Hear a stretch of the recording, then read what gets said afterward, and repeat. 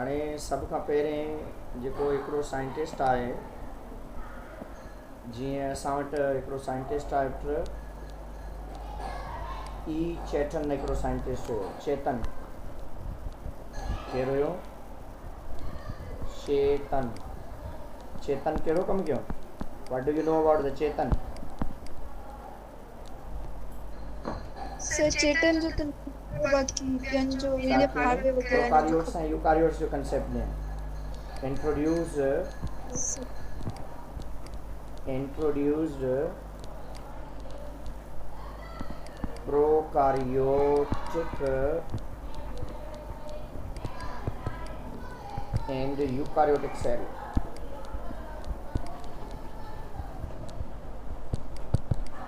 प्रोकारियोटिक and eukaryotic cell जो concept काइंड नो चेतन सेल काइंड डिस्कवर कयो थी। सेल पहिरीं मरतबा रॉबर्ट हुक इंट्रोड्यूस कराया। डिस्कवर्ड सेल ऐं सेल पहिरीं मरतबा काइंड डिस्कवर कयो? रॉबर्ट हुक डिस्कवर कयो। गुड। ऐं सेल थ्योरी काइं इंट्रोड्यूस कराई? सेल थ्योरी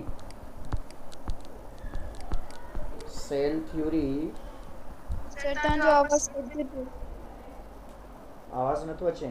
सेल थ्योरी पर काइं इंट्रोड्यूस कराई? शेल्डन। सर तव्हां आवाज़ नथो अचे।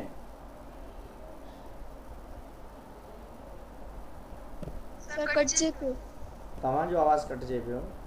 मुंहिंजो सही आहे, लिंक सही आहे दादा। हाणे अचे पियो? यस सर हाणे अचे। पहिरीं मरतबा शेल्डन, शिवान ऐं वेरचू इन कंसेप्ट ते वर्क कयो। शेल्डन, शिवान ऐं वेरचू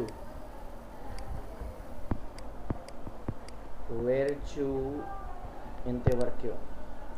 ऐं इन खां बाद में सेल जे अंदरि न्यूक्लियस काइं डिस्कवर कयो? Robert brown discovered nucleus in cell 1830s में। रॉबर्ट ब्राउन छा कयो? Discovered nucleus. Who is the father of taxonomy? Who is the father of taxonomy? Sir Linnaeus. Carolus Linnaeus. Carl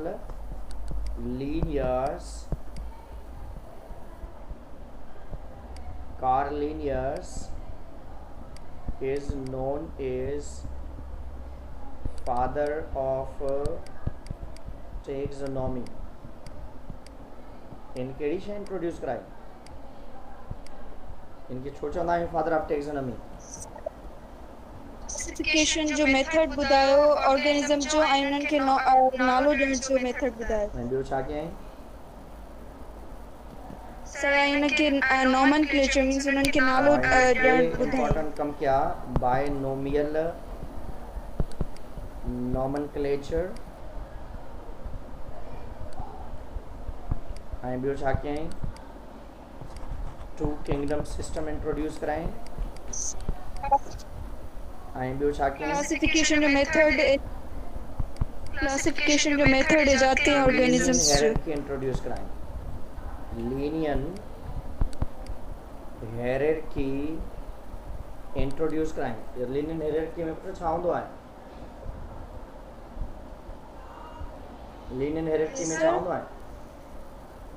kingdom, phylum, class, order, family, genus, species. छा हूंदो आहे? Yes, kingdom, sir. Kingdom, phylum, class, order, species, इहे छा हूंदा आहिनि?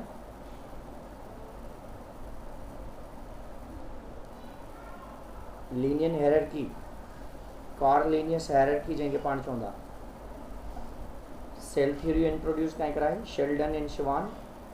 Robert Brown cell जे अंदरि nucleus खे ऑब्जर्व कयईं। Carl Linnaeus is known as the father of taxonomy. ऐं बायनोमियल नॉमनक्लेचर खे इंट्रोड्यूस करायो। टू किंगडम सिस्टम इंट्रोड्यूस करायो। लीनियर हायरार्की इंट्रोड्यूस कराई। ऐं इन खां बाद में हिकु ॿियो साइंटिस्ट आहे पाण वटि, ल्यूअस पास्चर। ल्यूअस पास्चर छा कयो पियो? सर उन्हें जेको आहे वो बैक्टीरिया जे बारे में ॿुधायो, बैक्टीरिया जे हुजण जे करे कहिड़ियूं कहिड़ियूं डिजीज़िस आहिनि, जीअं त ट्यूबरक्लोसिस वग़ैरह। हा, इन टीबी जे बारे में ॿुधायो। ऐं उन खां बाद में हिकु प्रोसेस ॿुधायईं, पास्चुराइज़ेशन। पास्चुराइज़ेशन प्रोसेस कहिड़ो हूंदो आहे? पास्चुराइज़ेशन। पास्चुराइज़ेशन में छा हूंदो आहे? पाण खीर खे 71 सेंटीग्रेड ते गरम करे पाण खीर खे गरम करे उनखे पाण जेके आहिनि कूल डाउन कंदा आहियूं। 71 सेंटीग्रेड ते हीटअप कंदा आहियूं कंहिंखे, मिल्क खे। ऐं उन खां बाद में उनखे पाण कूल डाउन कंदा आहियूं। देन प्रिजर्व्ड मिल्क। कॾहिं दॿे वारो खीर वरितो आहे पुटु तव्हां? पैकेट वारो जेको खीर हूंदो आहे उनजे मथां Yes, sir. लिखियलु हूंदो अथव पास्चुराइज़्ड आहे। पास्चुराइज़्ड आहे माना ल्यूअस पास्चर जे तरीक़ेकार तहत खीर गरम थियल आहे ऐं वरी थधो करे उनखे पैकेट में बंदि कयो अथनि। ऐं ॿी इहा ख़बर आहे पुटु तव्हांखे, ल्यूअस पास्चर हिकिड़ो एक्सपेरिमेंट बि कयो, बायोजेनेसिस वारो। Proved Yes. Biogenesis is correct. इन पहिरीं मरतबा बायोजेनेसिस इज़ करेक्ट वारो कंसेप्ट इंट्रोड्यूस करायो आहे। ल्यूअस पास्चर प्रूव्ड कयो त बायोजेनेसिस कंसेप्ट करेक्ट आहे। ऐं पास्चुराइज़ेशन वारो हिकु तरीक़ेकार आहे जेको 71 सेंटीग्रेड ते खीर खे गरम करे पोइ उनखे वरी थधो करे पाण पैकेट में बंदि कंदा आहियूं। ऐं इन सां कुझु वक़्तु ताईं खीर जे अंदरि माइक्रो ऑर्गेनिज़म्स जेके आहिनि उनखे ख़राबु न आहिनि करे सघंदा। त इहो कंसेप्ट कंहिं इंट्रोड्यूस करायो? ल्यूअस पास्चर इंट्रोड्यूस करायो। ल्यूअस पास्चर इंट्रोड्यूस करायो। ऐं ॿियो हिकिड़ो साइंटिस्ट आहे Charles Darwin. Do you know about Charles Darwin? Yes, sir. इन्हें जेको किताब लिखियो ऑरिजिन ऑफ स्पीशीज, जंहिंमें एवोल्यूशन जे बारे में ॿुधायो।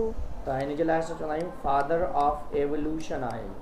फादर ऑफ एवोल्यूशन आहे।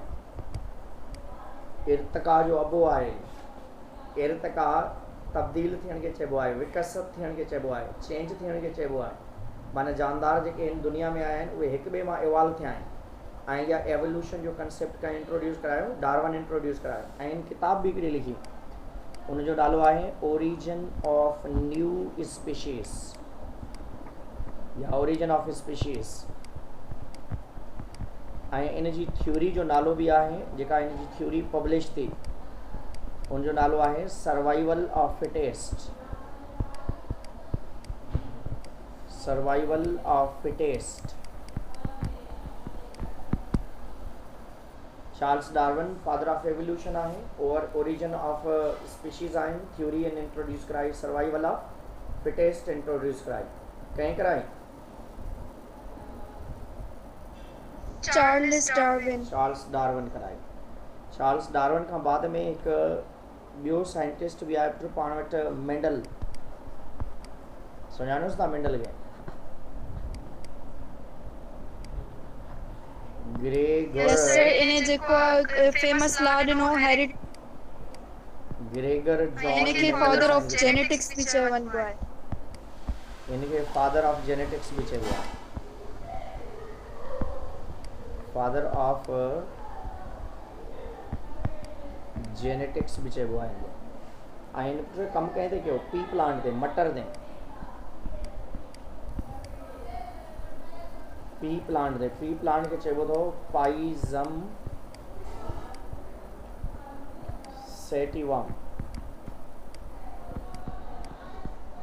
This is the scientific name of pea plant pisum sativum ऐं मेंडल जेको इन वर्क कयो साइंटिफिक वर्क कयो इन ते इन में कंहिं शइ खे इंट्रोड्यूस कराई हेरिडिटरी मटीरियल में जीन ऐं जेनेटिकल मटीरियल्स खे इन स्टडी कयो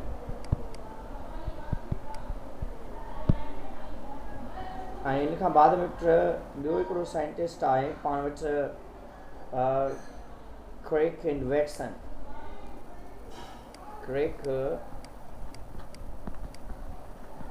एंड वेटसन कहिड़ो कमु कयो आहिनि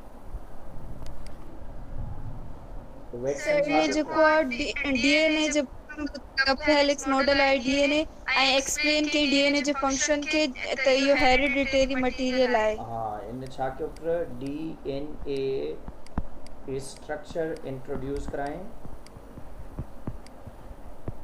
ऐं ॿुधाएं त DNA is a genetical material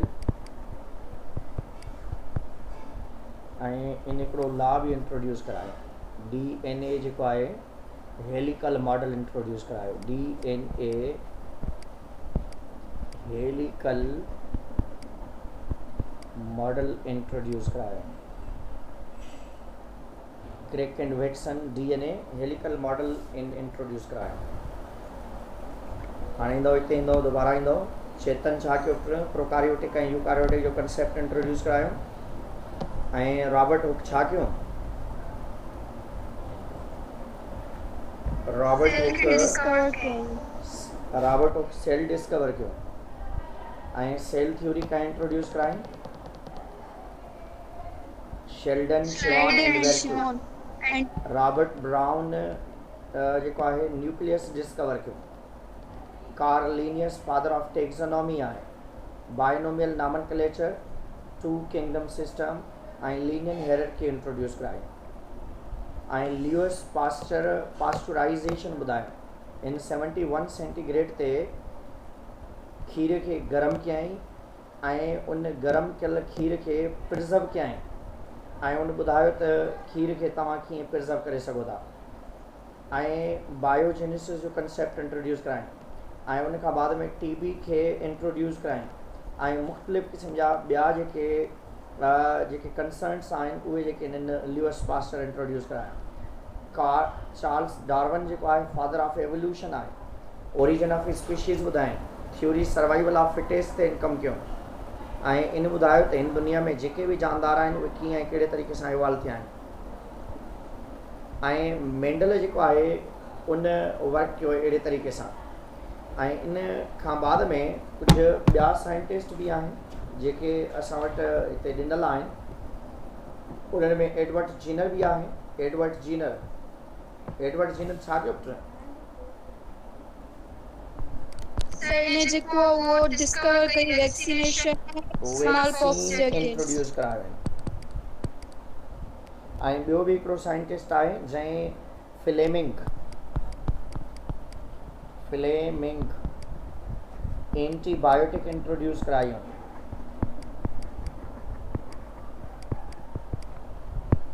antibiotics उन इंट्रोड्यूस कराई ऐं हिकु ॿियो बि आहे हिते जेको ॾिनल आहे असां वटि उहो आहे हार्वे हीअ न विलियम हार्वे छा कयो आहिनि ब्लड सर्कुलेशन ॿुधायो William Harvey in blood circulation ॿुधायो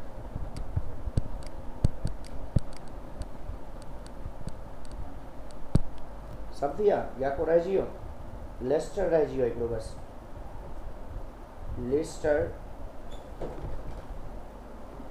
लिस्टर जेको आयो न आयोडीन ऐं कुझु ॿिनि शयुनि जे बारे में ॿुधायो।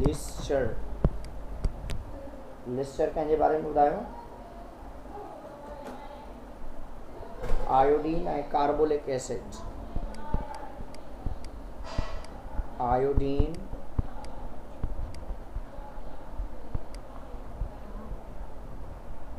ऐं कार्बोलिक एसिड जो ॿुधायो।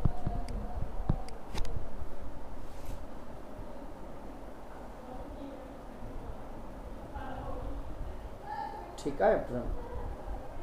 घटि आया हो अॼु, मुंहिंजे ख्याल में अॼु जॉइन न करे सघिया आहिनि शायदि बारिश जे करे। तव्हां इनखे अंजीला आई हुई पोइ इंशाल्लाह सुभाणे अॻिते लाइट पढ़ंदासीं। वई हुई। इन खां अॻिते सुभाणे पढ़ंदासीं। ठीकु आहे।